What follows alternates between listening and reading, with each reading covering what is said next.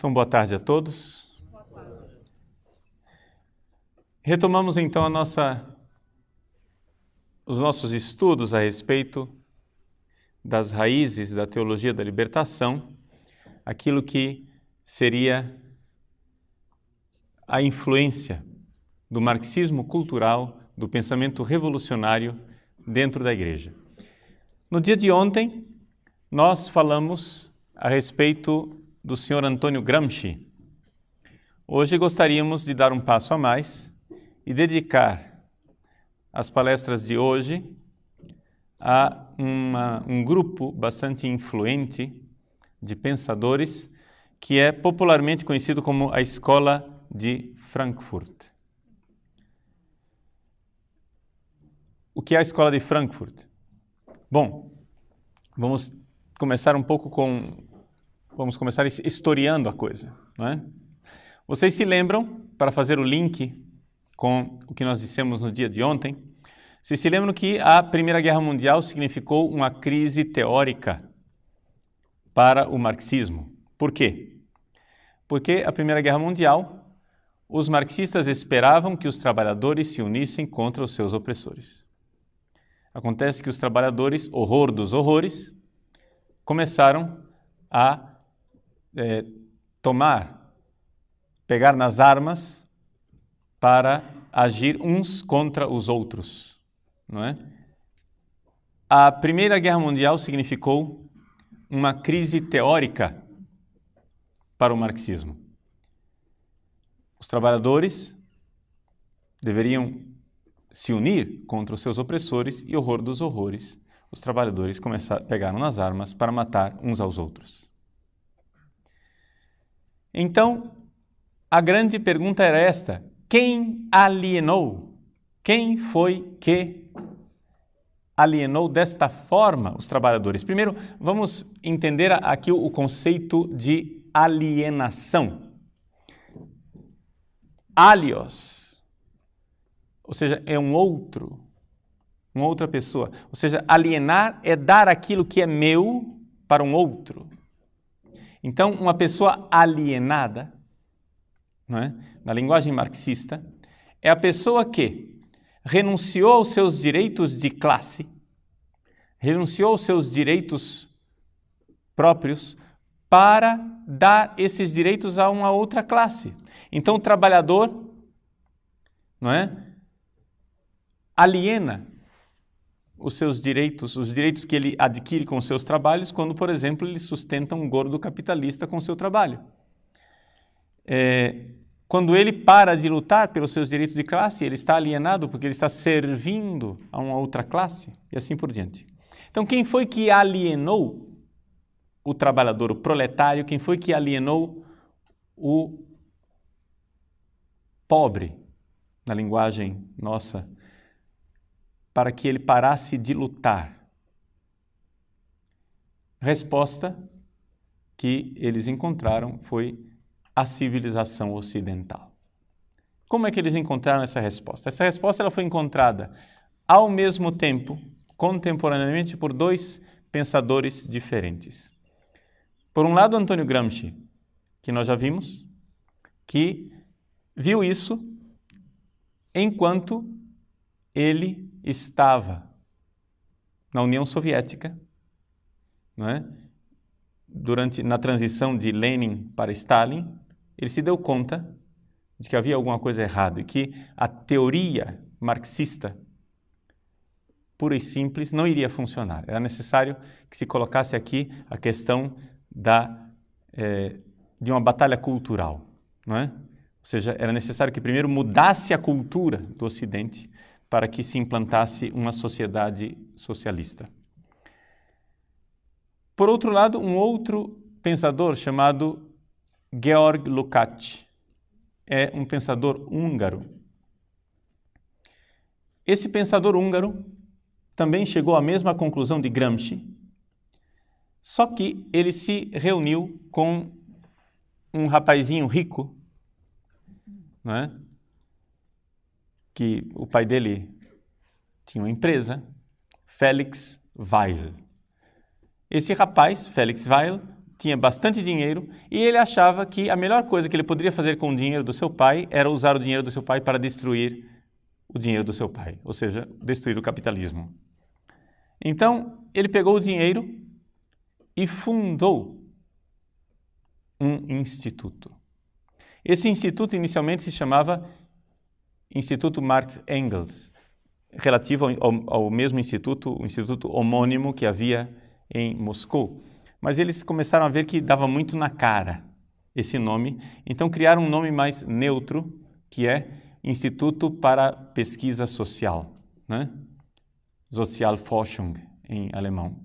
E tinha como sede a cidade de Frankfurt.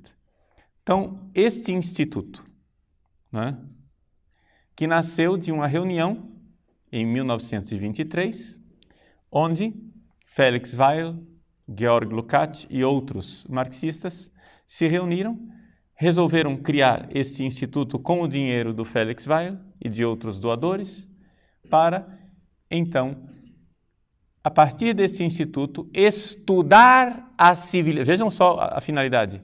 Estudar a civilização ocidental e destruí-la. Ou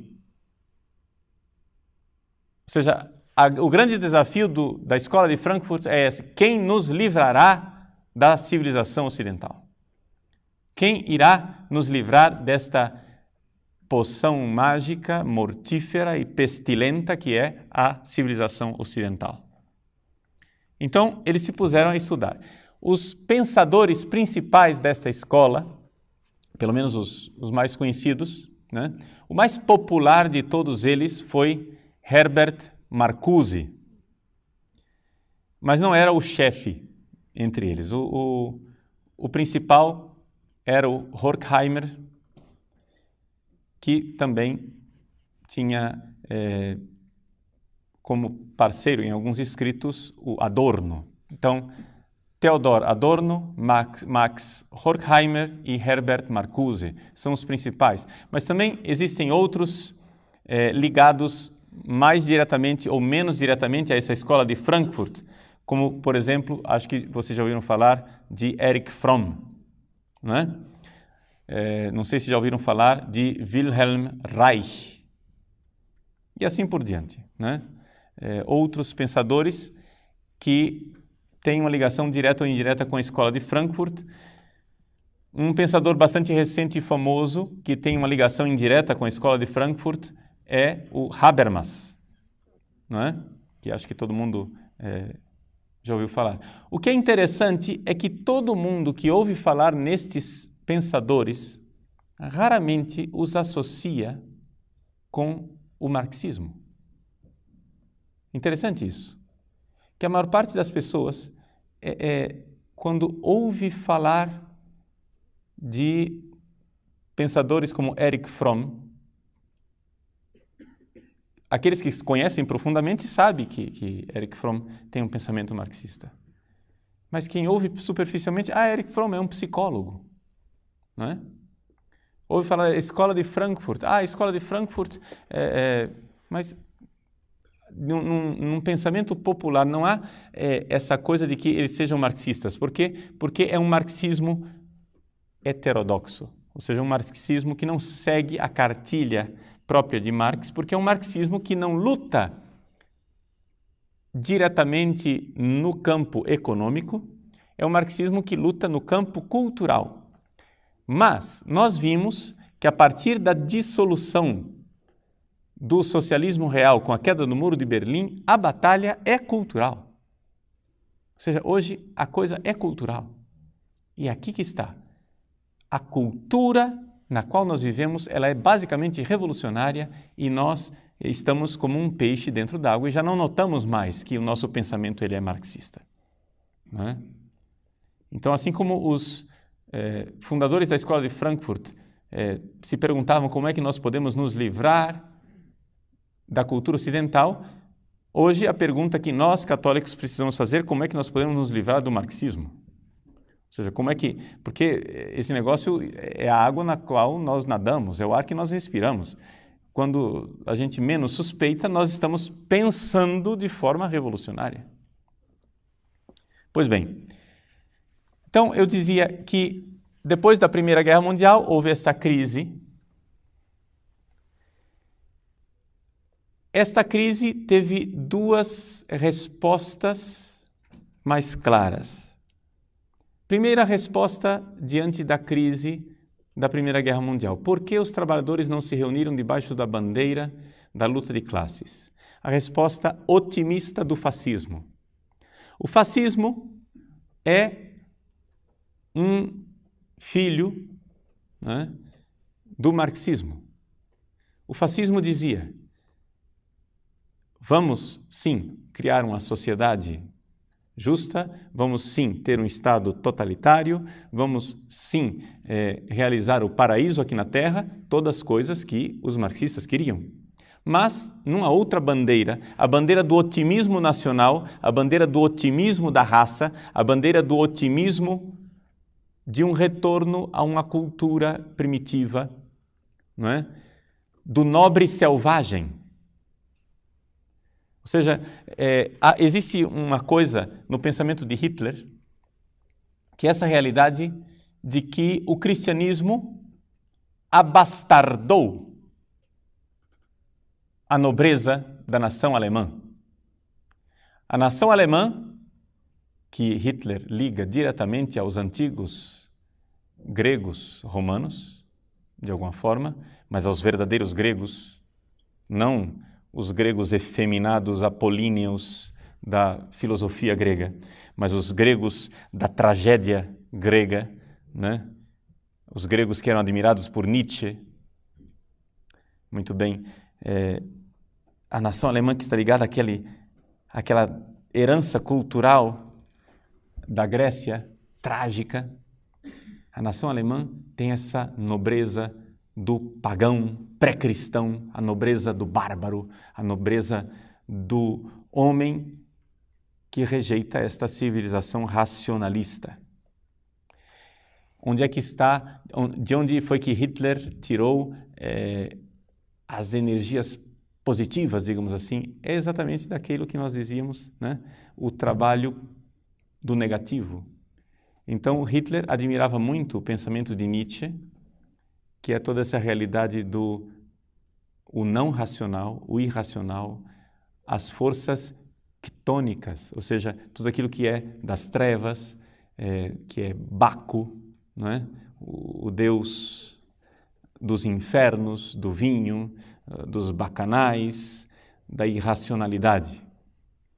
Então, através disso, do nobre bárbaro, do homem que tem força, do homem que conseguiu se libertar da razão, dos grilhões da racionalidade, né? Aqui, então, Hitler promove nesta bandeira da nação alemã o fato de que, puxa vida, nós iremos conseguir.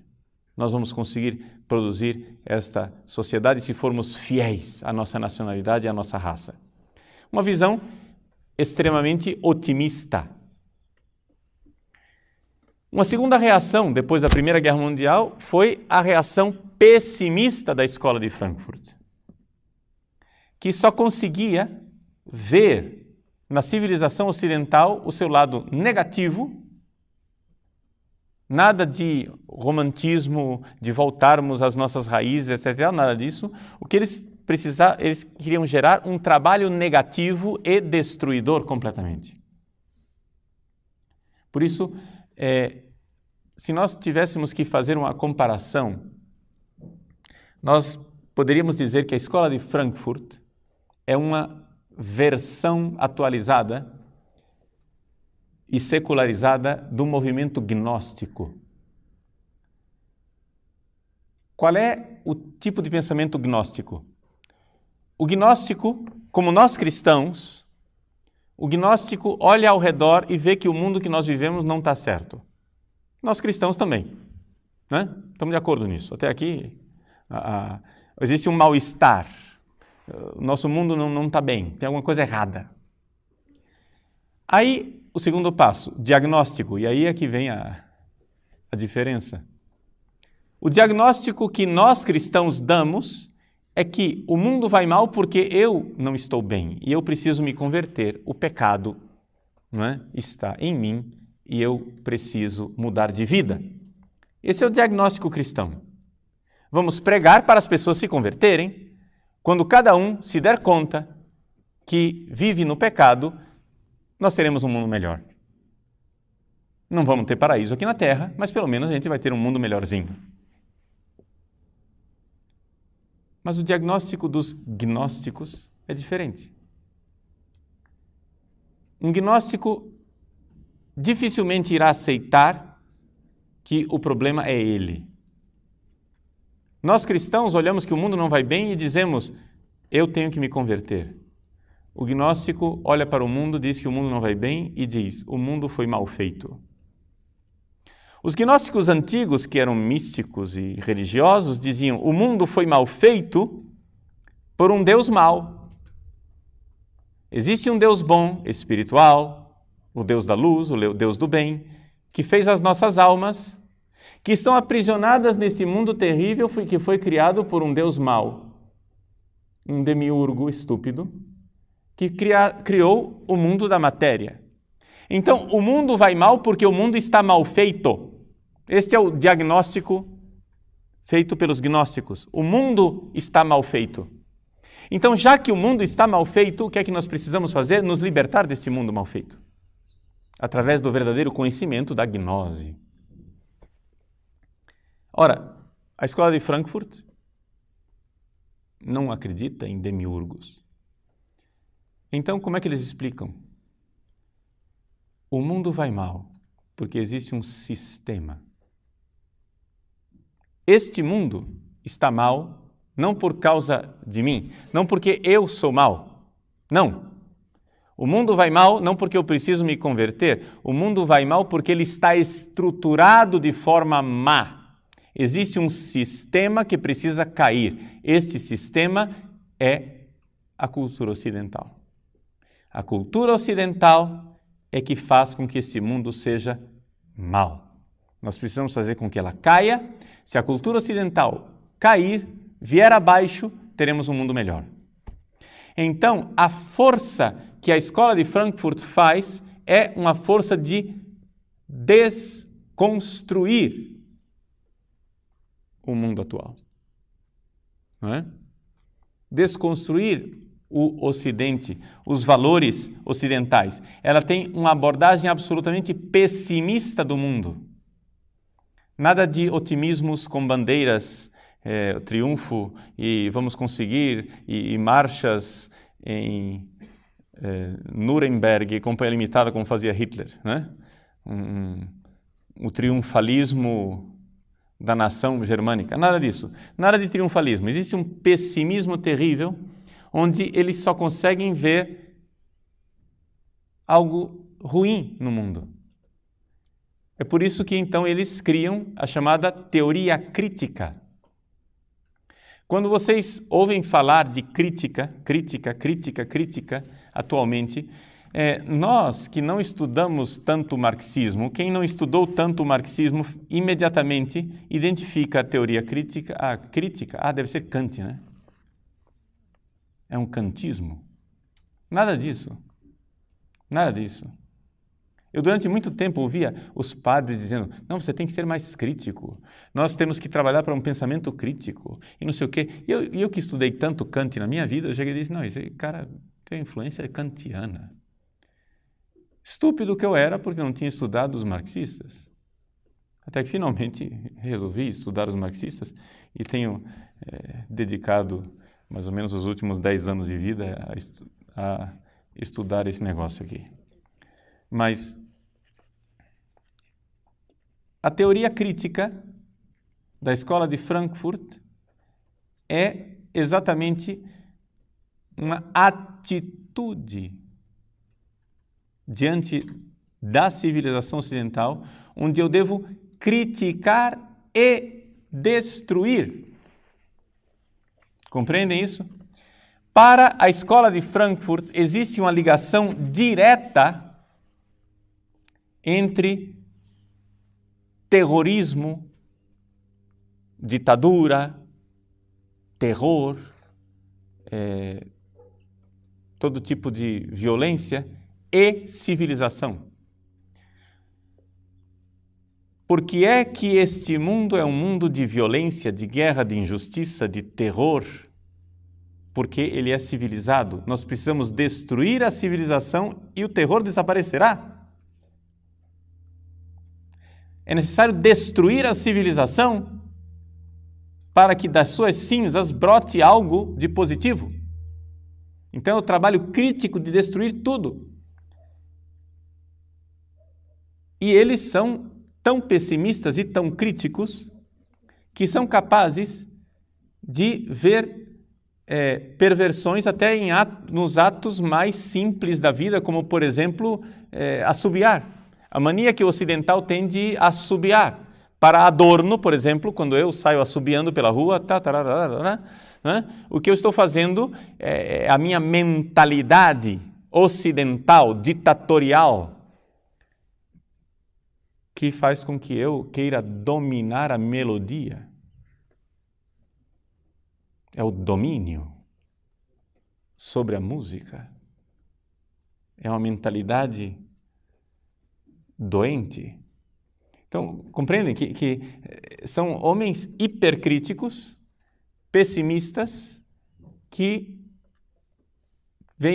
têm uma atitude negativa diante do mundo. O mundo está mal feito, a civilização está mal feita, precisamos destruí-la. Aí você vem e diz, tudo bem, a problemática está bonita, e cadê a solucionática? Não é? Não tem solucionática. Existe somente uma pars destruens. Entendeu? A parte que destrói. O que virá depois brotará automaticamente. Mas isso é típico do marxismo, hein? Por quê? Porque do marxismo, nós vimos ontem, existe esta convicção do poder criativo do mal, do poder criativo do negativo. Destrua e brotará a ordem. Entende? Faça o mal e surgirá o bem. Para qualquer pessoa que ouve um negócio desse, diz, esses caras são loucos. Mas é a demência de quem se recusa a aceitar Deus, a aceitar a verdade, a aceitar as coisas. A coisa realmente é como ela parece ser, é demência. Bom, então vamos ver de forma mais sistemática o que é que nos diz a Escola de Frankfurt. Max Horkheimer e Theodor Adorno escreveram um livro chamado A Personalidade Autoritária. Esse livro é importante. A personalidade autoritária, eles fizeram um livro onde eles descrevem que existe uma íntima ligação entre o capitalismo e a sociedade ocidental e o fascismo. Vejam, aqui é que está a alquimia da Escola de Frankfurt. Eles conseguiram, por um contorcionismo lógico, um revisionismo histórico, uma série de trapaças intelectuais, eles conseguiram convencer as pessoas que o capitalismo, a civilização ocidental, o cristianismo e tudo aquilo que nós veneramos como aquelas 3 colunas a respeito das quais falava o Papa, né? No Bundestag, na Alemanha, as colunas de Jerusalém, Atenas e Roma, ou seja, a ética judaico-cristã, a filosofia grega e o direito romano, eles acham que essa civilização é uma civilização fascista. Vejam, nós sabemos que historicamente, o fascismo nasce de uma crise do comunismo. Ou seja, o fascismo é um cisma do pensamento comunista. O fascismo é uma revisão do pensamento comunista. Pois bem, estes senhores que fundaram a Escola de Frankfurt, o Instituto para a Pesquisa Social, em 1923, quando Hitler vem ao poder em 1933, fogem todos para a América. Vão para os Estados Unidos, e lá nos Estados Unidos, os três começam a analisar a sociedade americana e dizer: esta sociedade é tão fascista quanto a sociedade alemã da qual eles fugiram. Primeiro, você já compreende aí que existe uma profunda incoerência biográfica.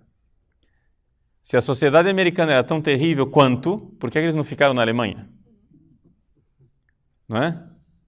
É mais ou menos como os cubanos que fogem do paraíso de Cuba para o inferno de Miami. Não é? Ou seja, a sociedade americana é tão terrível que os cubanos não têm dúvida nenhuma de enfrentar os tubarões do Caribe para chegar no inferno de Miami. Compreendem? Ou seja, um negócio absolutamente maluco, mas tudo bem. Lá estavam eles gozando da liberdade na América e dizendo que os Estados Unidos era tão fascista quanto. Agora, nós vemos como aqui existe algo que é básico no pensamento marxista revolucionário, ou seja, para eles não existe verdade, o que existe é propaganda. Compreendem? Assim como Hitler, com a bandeira da raça e do nacionalismo, conseguiu fazer a revolução na Alemanha, eles, ao aterrissarem no território americano, começam a enxergar que existe algo que catalisa os sentimentos dos americanos, que é o horror contra o fascismo. Ou seja, quando os americanos vão em guerra contra Hitler, contra o fascismo, contra a ditadura, eles estão aqui expressando um sentimento básico da cultura e da nacionalidade norte-americana naquela época. Os Estados Unidos de hoje é outra coisa, mas é bastante mais matizado. Mas naquela época, essa realidade de lutar pela liberdade, lutar para que contra um governo autoritário, onipresente, que tudo governa, isso estava na veia do americano. Não é? Então, esse sentimento antifascista, esse sentimento de oposição a um governo totalitário e intervencionista que tira a liberdade, era algo que estava no sentimento mais profundo da nação americana. Pois bem, eles pegam isso como bandeira para convencer os americanos: vejam, isto que você mais odeia é o que você é. Compreende? Ou seja, eles começam a fazer uma espécie de alquimia, de mudanças, em que eles tentam mostrar para o homem da civilização ocidental, e o suprassumo da civilização ocidental para eles era os Estados Unidos, ou seja, lembrem que eles abominam a civilização ocidental. Então, onde que a civilização ocidental é mais ocidental? Nos Estados Unidos. Então, qual é a sociedade que nós temos que destruir por primeiro? É a americana. Então, eles começam a convencer os próprios americanos de que eles são fascistas. Eles se instalam na academia, se instalam nas universidades americanas, na Universidade de Colômbia, na Universidade de San Diego, na Califórnia, se instalam nas universidades americanas e começam a ensinar aos americanos que eles, americanos, são fascistas. Esta é a tese do livro de Horkheimer e Adorno, A Personalidade Autoritária. Eles criam uma espécie de escala que eles chamam de F-scale, a escala F, F para fascismo. A sua personalidade, ela é autoritária conforme esta escala F. Você pode medir a o grau de fascismo que existe em você? E onde é que estão os traços de fascismo que nós temos? Pois bem, o fascismo se manifesta em você, homem ocidental, quando você valoriza a família. Se manifesta em você, homem ocidental, quando você valoriza a religião. Se manifesta em você, homem ocidental, quando você valoriza a propriedade privada. Quando você valoriza o mercado livre. Quando você valoriza os valores da moral sexual tradicional. Ali está o fascismo. Mas padre, como é que é possível que uma pessoa que valoriza a família seja fascista? Ora, eles fazem um contorcionismo lógico, um negócio assim que é admirável, a capacidade que eles têm eles deviam trabalhar num circo, né? Eles fazem um contorcionismo lógico para provar que a autoridade paterna do pai, quando o pai exerce uma autoridade sobre os seus filhos, é ali que está sendo fundamentado o princípio de autoridade fascista que depois irá se manifestar no totalitarismo social. Compreendem isso? Por isso, meus senhores, vamos, como eu prometi para vocês, não vamos ficar só na teoria, vamos partir para o nosso dia a dia. Por que é que no Congresso brasileiro os nossos parlamentares estão preocupadíssimos com o futuro da nação e passam uma lei que proíbe os pais de punirem os seus filhos? Por que é que no dia que um filho telefonar para a polícia dizendo papai deu uma palmada em mim, o camburão junta na porta de casa e leva o pai para a cadeia? Isso chama-se Escola de Frankfurt. É necessário destruir o princípio da autoridade na família. Porque o princípio de autoridade na família irá gerar o fascismo. Então, vejam, compreendam que quando vocês, como padres católicos, começarem a pregar alguma coisa e alguém se levantar e com o dedo em riste acusar você de fascista, você está diante de um espécime da Escola de Frankfurt, entendeu? É essa a realidade. Você está diante do pensamento da Escola de Frankfurt. Nós somos fascistas porque acreditamos num princípio de autoridade. Então é necessário destruir a família. É necessário, então, analisar profundamente esta sociedade ocidental e ver que este fascismo, esse princípio da personalidade autoritária, está ligado intimamente à moral judaico-cristã. Vocês vejam, por exemplo, quando nós ouvimos falar de movimento hippie, de Woodstock, de, Rock in Rio, que seja. Quando nós pensamos nessas realidades, você não pensa em marxismo. Nunca. Para você, no seu mundo mental, o que é que significa o Woodstock, o movimento hippie, Rock in Rio e Companhia Limitada?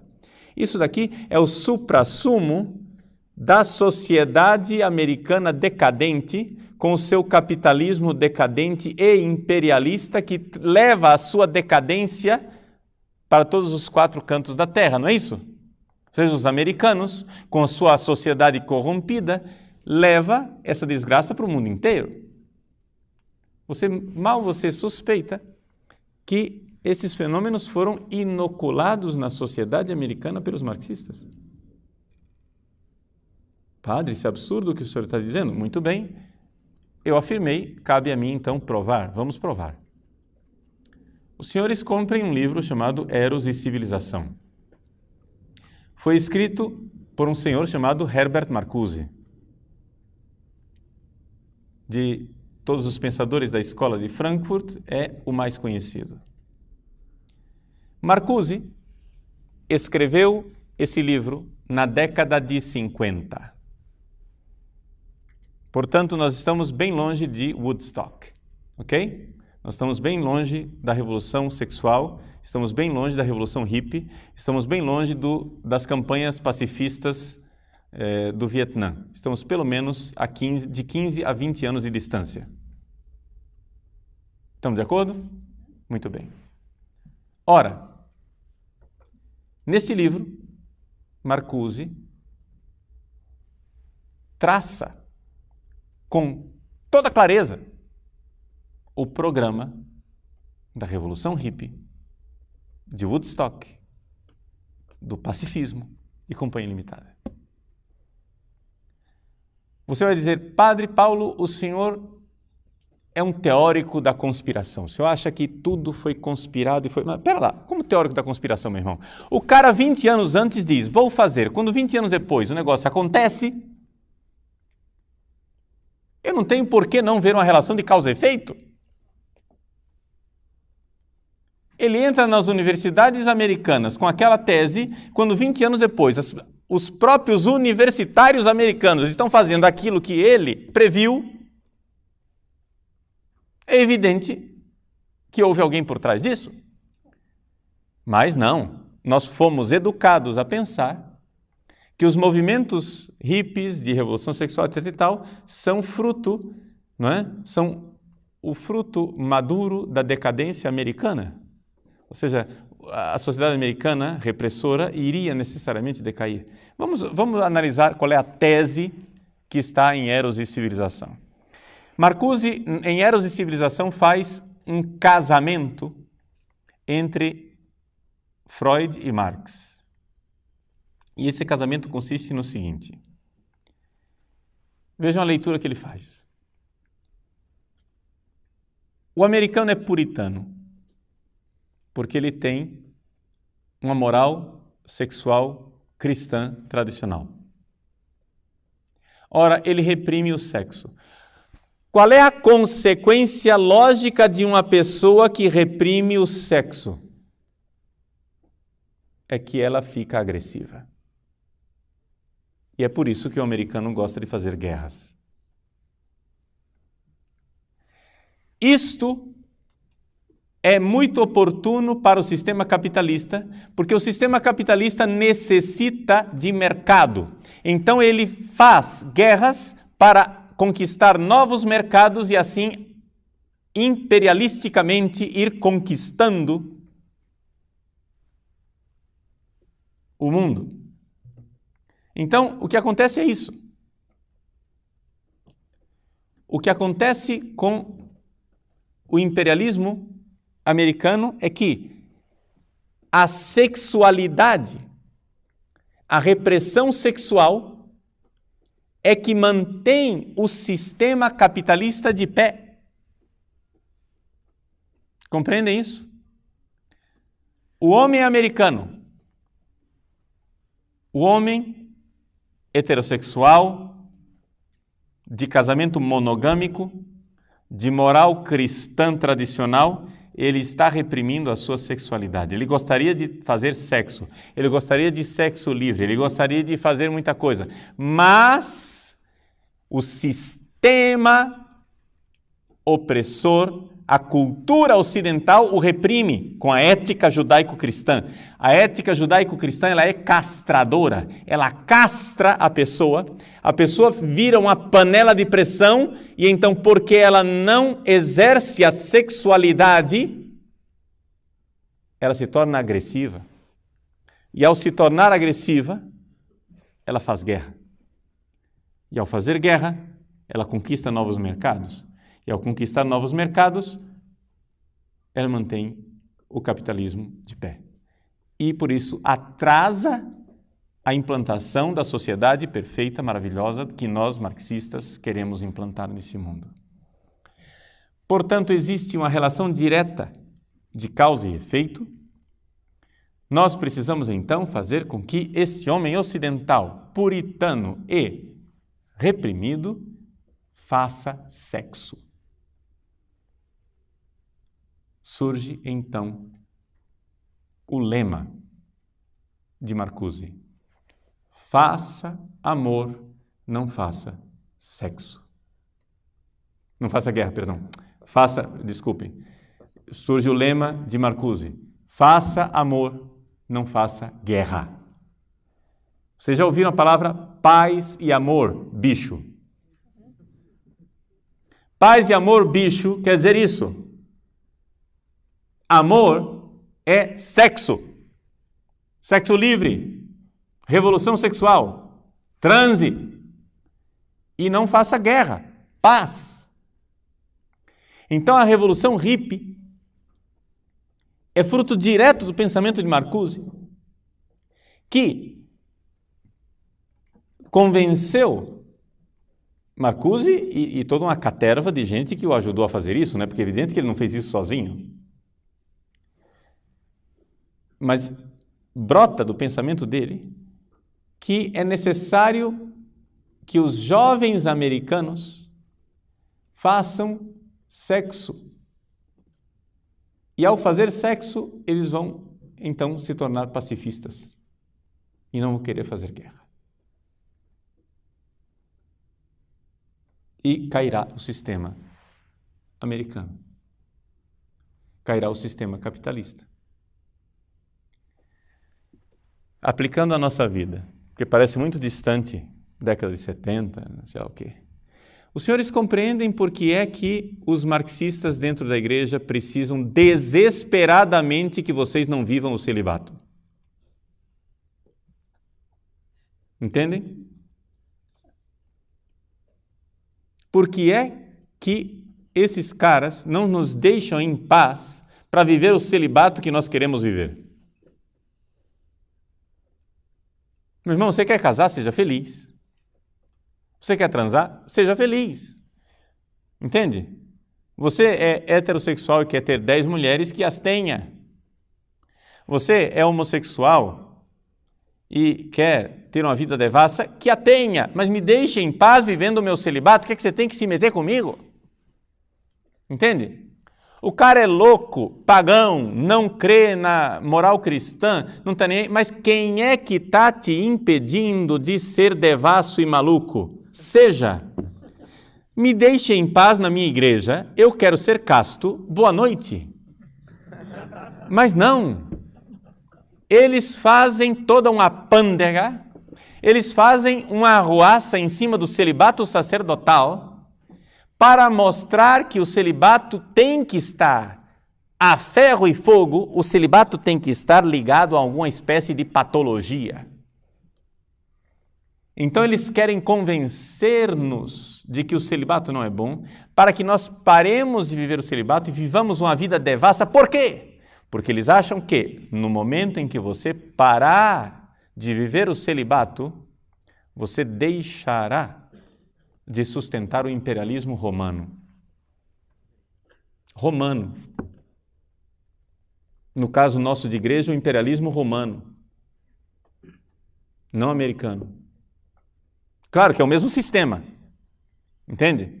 Eles identificam a opressão romana, católica, etc., etc., com o mesmo sistema americano.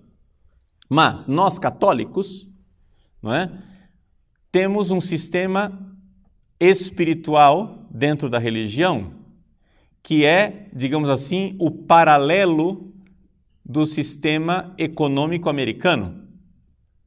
Assim como o sistema econômico americano vive de imperialismo, o sistema espiritual romano vive de imperialismo também. O sistema romano vive de oprimir os povos e romanizá-los, onde, então, por interesses pérfidos, não é? O Papa e a sua caterva de padres conservadores vive para oprimir os povos e impor a eles uma ortodoxia doutrinal. E esta guerra que os padres fazem querendo impor ortodoxia doutrinal, está diretamente ligada com a repressão sexual do celibato. Faça cair o celibato e você faz cair a ortodoxia doutrinal. Agora, de uma certa forma, eles têm razão. Eles não têm razão, mas eles têm razões. Deixa eu dizer o quê? Existe uma verdade que é a seguinte, isso é uma verdade espiritual. Se você não vive como pensa, vai terminar pensando como vive.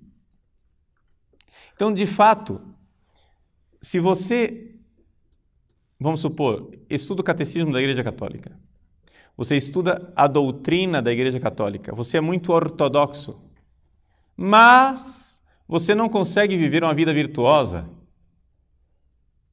Um dia você vai na balada, outro dia você sai com a menina, outro dia você transa com ela, e depois você vai num site pornográfico, aí depois você se masturba, aí depois você faz isso e aquilo, etc, etc. Você vai aprontando. Você apronta na sua vida sexual. O que acontece é o seguinte, ou você muda a sua vida, ou você vai terminar pensando como você vive.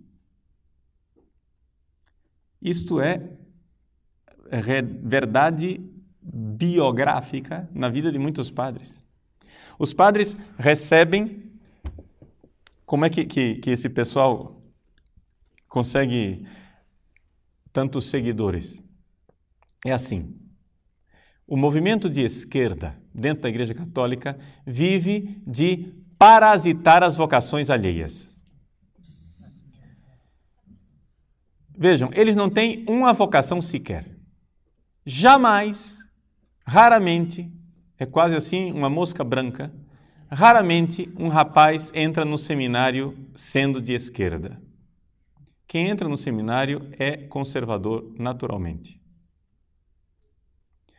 Os rapazes que entram no seminário são bons, bem-intencionados, querem viver o celibato, querem ser fiéis ao Papa, querem viver a Igreja tal qual ela é.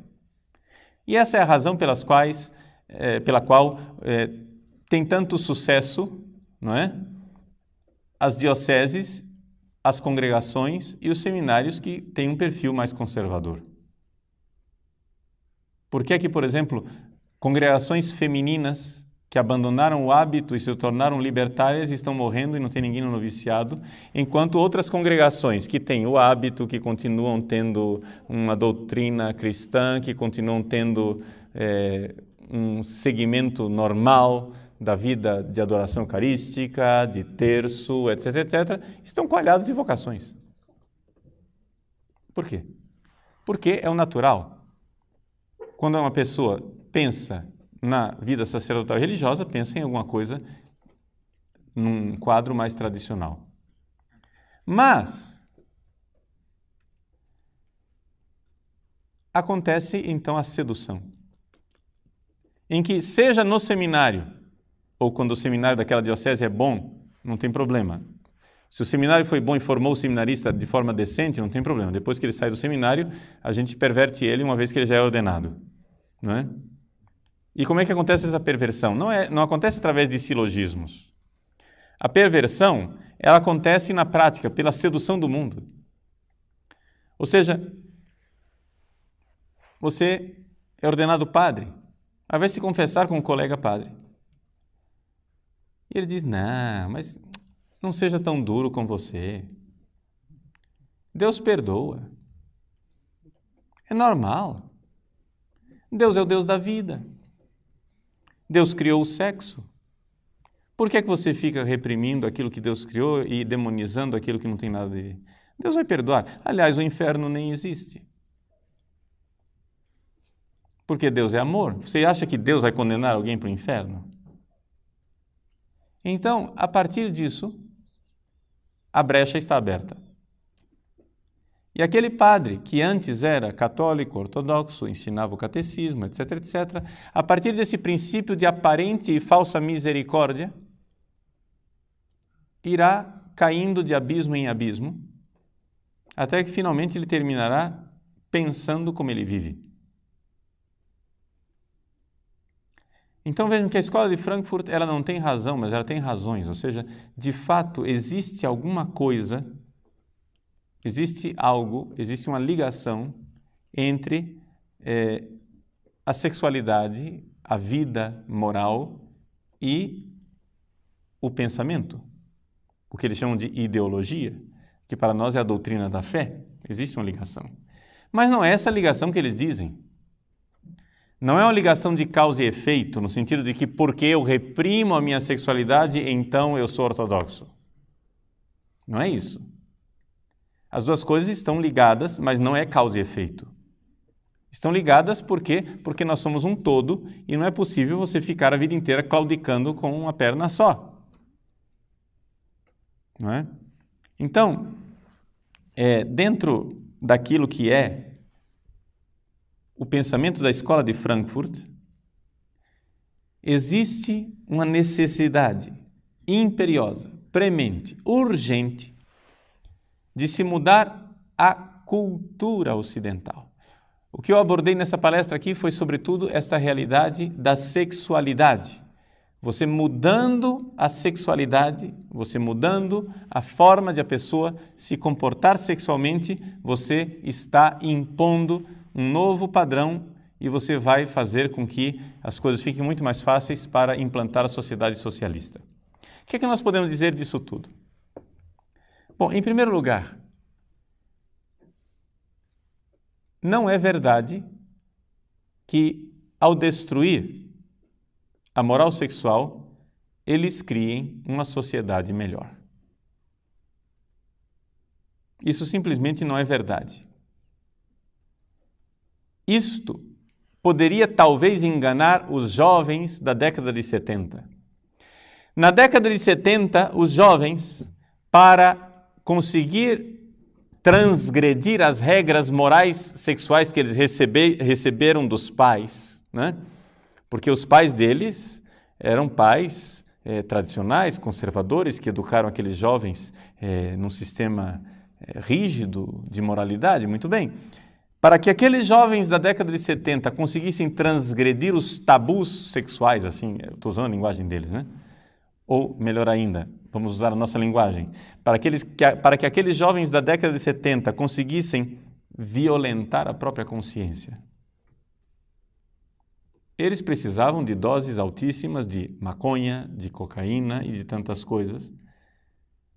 Eles precisavam das drogas para viajar e conseguir fazer sexo.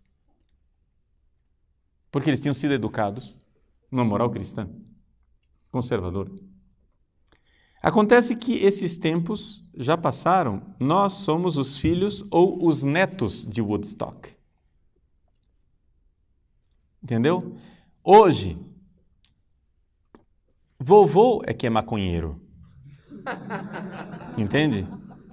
Vovô é que usa cabelo comprido, é tatuado, gosta dos Beatles e é aberto.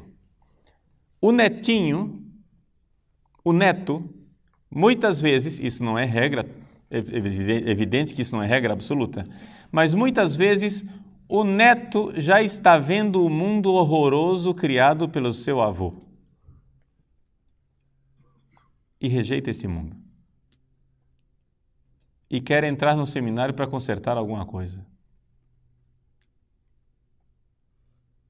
Por quê? Porque já não aguenta mais o vazio da existência.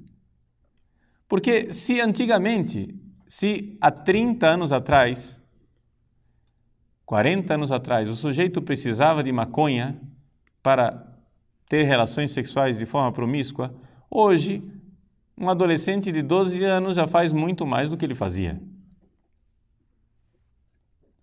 Hoje, os nossos jovens já foram ao fundo do poço. Já estão no fundo do poço. Para a gente ter uma noção real do mundo em que nós estamos, hoje nós temos um fenômeno nunca visto na história da humanidade, que é de crianças deprimidas. Isso não existia. Por quê? Porque as crianças e os adolescentes são jogados tão cedo numa série de experiências prazerosas que já, desde cedo, entram no mundo da frustração de que o prazer não responde à sede de sentido de vida que lhes é peculiar. Então, o que nós vemos hoje, o fenômeno de um renascimento de um movimento que ainda não é muito articulado, mas essa sensação difusa de que os jovens estão ficando mais conservadores é algo de real. É real. Os jovens, hoje em dia, é muito mais fácil você encontrar um bispo de manga de camisa e anel de tucum e um seminarista de batine sobre apeliz de renda. Há 40 anos atrás era o inverso. É que o seminarista de ontem é o bispo de hoje. Entende? Então, nós temos esse fenômeno de que na igreja a geração mais jovem ela é estranhamente mais conservadora do que a geração que está no poder. E é isso que nos dá esperança. Hoje, nós temos um Papa que enxerga perfeitamente essa situação. O Papa Bento XVI, muita gente se pergunta, por que o Papa não faz alguma coisa com alguns bispos que são infiéis? Vejam, eu não quero aqui falar mal de bispos, tá? Porque não é isso, não vou aqui condenar os bispos em geral, colocar todos num saco só e condená-los. Não, existem bispos bons, muito bons. Não é? Agora acontece que existem também alguns bispos que não honram a camisa, né?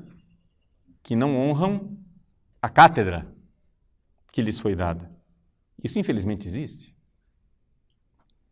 Muito bem, por que é que o Papa não faz nada? Por uma razão muito simples.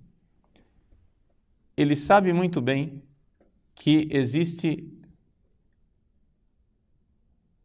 as pessoas não se movem por decreto. E que não adianta ele ficar lutando agora com toda uma geração que está ali no meio, atrapalhando as coisas. O que é que o Papa está fazendo? Está passando por cima da cabeça de uma geração inteira e aterrissando nos jovens. E está fazendo isso através da internet. Hoje, nós temos acesso ao pensamento do Papa. Hoje, o jovem pode ser fiel ao pensamento do Papa.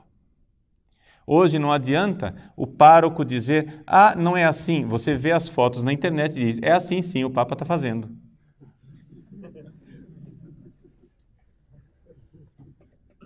Entende?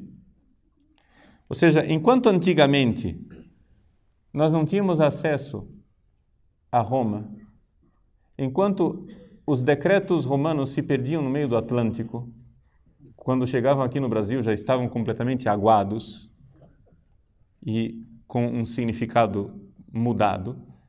Hoje, o jovem tem acesso direto ao Papa. E a esperança para a igreja, no futuro, é esta geração. Nós iremos ver, ao longo destas palestras, que é necessário, porém, que, além de boa vontade, nós tenhamos também estratégia. É necessário que a gente saiba que é necessário ter estratégia e paciência histórica para chegar em algum lugar com aquilo que é a necessária, entendam bem a palavra, reforma da igreja. Ou seja, a igreja precisa voltar às suas fontes, precisa voltar à sua identidade verdadeira, precisa compreender que nós estamos infiltrados por uma série de mentalidades e estamos no meio de uma batalha cultural terrível. Vocês estão vendo claramente de onde vem a mentalidade que nós vivemos dentro da igreja. Vocês veem claramente que a coisa foi formada por uma mentalidade muito alheia ao cristianismo e que, no entanto, está fazendo cabeças dentro da igreja e criando uma série de confusões dentro da igreja. Como é que nós podemos fazer para reverter tudo isso? Calma, não vou tratar disso agora nessa palestra. Por enquanto, nós estamos na primeira fase. A primeira fase é de explicar ao doente que ele está doente e por que ele está doente. Estamos no diagnóstico, não estamos ainda na terapia, não é? Estamos no diagnóstico vendo como é que, sem perceber, nós somos, sim, gramscianos e somos, sim, frankfurtianos, de alguma forma inconsciente. E que essa realidade está dentro da igreja e está criando uma doença generalizada. Por quê? Porque estamos sendo sabotados por um pensamento alheio ao cristianismo. É essa a ideia fundamental que eu estou transmitindo para vocês, né, nessas primeiras palestras.